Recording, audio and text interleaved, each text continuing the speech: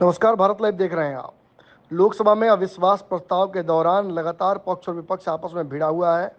राहुल गांधी के एक बड़े भाषण के बाद जब विवाद कल हुआ, उसके बाद ये कयास लगाया जा रहा था कि आज प्रधानमंत्री सदन में मौजूद रहेंगे। सदन में मौजूदगी के दौरान सबकी नज़र चिराग पासवान पर भी थी, क्योंकि आज उन्हें भी बोलना था। चिराग पासवान ने लगभग 2-2.5 मिनट के आसपास अपना वक्तव्य दिया, लेकिन इस 2-2.5 मिनट में उन्होंने नीतीश कुमार की इज्जत उतार दी। उन्होंने भरे सदन में ललन सिंह और बाकी विपक्ष के नेताओं के सामने ये चुनौती प्रस्तुत कर दी कि मणिपुर में जो हुआ है उससे कहीं विकट बिहार में परिस्थितियां हैं। जब से महागठबंधन की सरकार बनी है, तब से बिहार में लोगों की हत्याएं चिनिया बादाम बेचने जैसी हो रही है, और बिहार में जिस तरीके से महिलाओं और पिछड़ों के ऊपर जो अत्याचार हो रहा है, इस पर नीतीश कुमार अपना मुंह तक नहीं खोल रहे हैं। उन्होंने ये भी चुनौती दी कि जिस प्रकार से 2020 में तीसरे नंबर की पार्टी नीतीश कुमार बने थे, आने वाले समय में नीतीश कुमार उससे भी नीचे जाने वाले हैं, यानी कि बिहार से उनका अस्तित्व समाप्त होने वाला है। देखिए कैसे ललन सिंह के सामने दहाड़े Chirag Paswan. Thank you so much speaker sir for giving me this opportunity.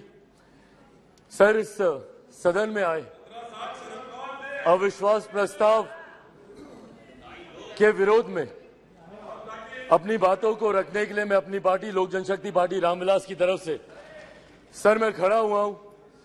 Sir, इस सदन ने कई अविश्वास प्रस्ताव इससे पहले देखे, पर मुझे लगता है ये अपने में एक ऐसा अनोखा अविश्वास प्रस्ताव है जिसमें अविश्वास सरकार के प्रति कम बल्कि विश्वास बढ़ाना अपने इस नए गठबंधन के प्रति ज्यादा प्राथमिकता दी जा रही है।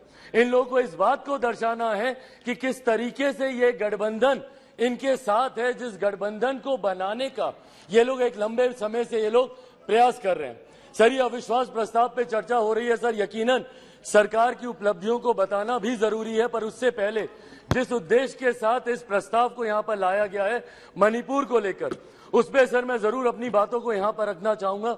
सर, पिछले 3 दिन से बहस चल रही है और इन 3 दिनों में सर सिर्फ दोषारोपण ही किया गया है। सिर्फ यहां पर बातों को दोष लगा लगा कर बताया गया है, किसी ने भी यहां पर समाधान देने का प्रयास नहीं किया। सर, आरोप प्रत्यारोप की राजनीति में मणिपुर के लोग वहां बैठे सुनने का प्रयास कर रहे हैं कि हमारी बेहतरी के लिए आपने क्या किया।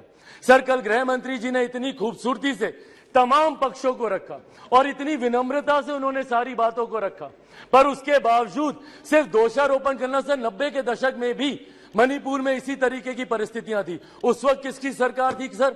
क्या उस वक्त की सरकार ने मौजूदा सरकार को कोई इनपुट दिया?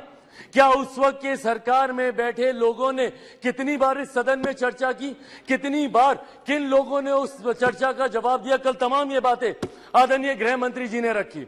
सर, ये लोग गए थे मणिपुर, बहुत अच्छी बात है, जाना चाहिए ये, पर सर ये कलेक्टिव रिस्पॉन्सिबिलिटी होनी चाहिए, सेलेक्टिव रिस्पॉन्सिबिलिटी नहीं। सर, जो लोग मणिपुर गए थे यही लोग सर बिहार भी गए थे। बिहार में क्यों नहीं ये लोग गए दरभंगा? क्यों नहीं गए ये लोग अरवल?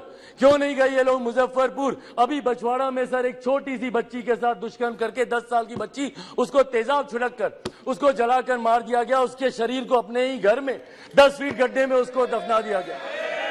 दलित महिला के साथ सर मुजफ्फरपुर में दुष्कर्म करके उसके शरीर को 2 टुकड़ों में काटकर अर्धनग्न व्यवस्था में सर खेत में फेंक दिया गया। क्यों नहीं गए ये लोग वहां पर?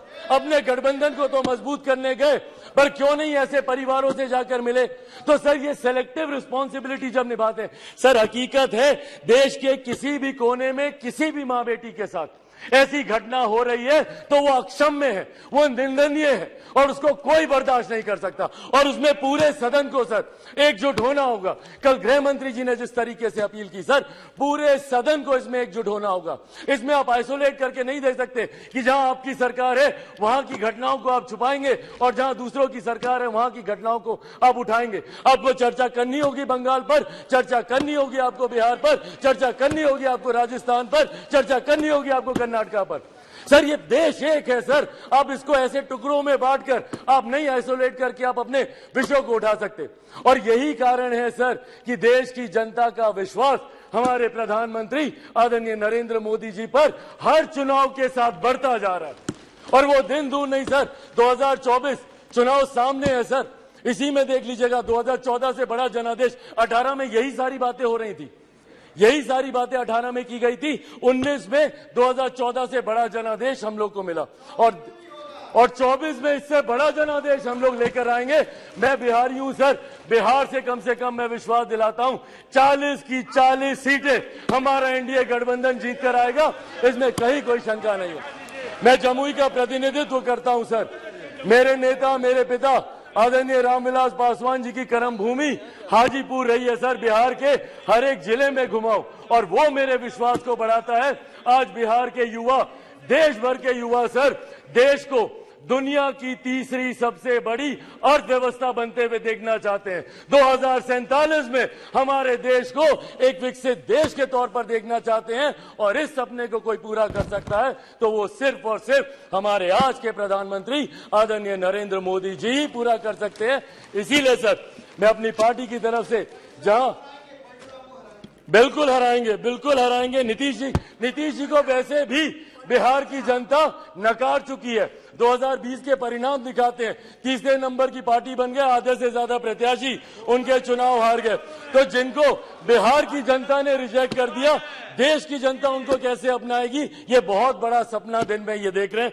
इसी के साथ साथ मैं इस सदन में आए इस अविश्वास प्रस्ताव के विरोध में अपनी बातों को रखते हुए लोक जनशक्ति पार्टी रामविलास पूर्ण समर्थन हमारी एनडीए की सरकार, हमारे मौजूदा प्रधानमंत्री आदरणीय नरेंद्र मोदी जी को देती है। बहुत बहुत धन्यवाद सर।